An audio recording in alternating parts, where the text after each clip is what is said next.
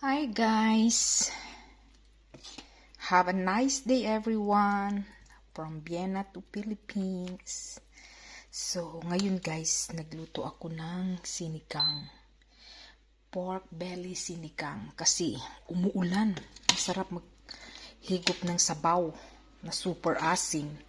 So, eto guys, ang hirap maghanap ng panghalo dito guys kasi walang kangkong, walang radish. Yung radish nila dito guys, yung bilog na maliliit na pula. So, hindi maganda. So, walang karlang. Ay, naku guys. So, kaya ito guys, napilitan nila akong bumili nitong butchok na lang. Tapos, gilagyan ko ng talong, gilagyan ko ng beans. Para lang may gulay guys, na may halong gulay lang siya guys.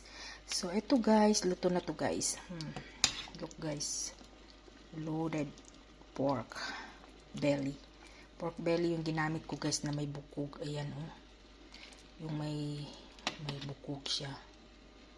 Ayan.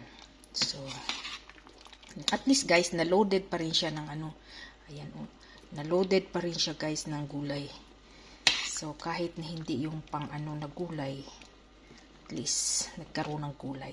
So, eto guys, ang aming lunch and dinner na rin for today.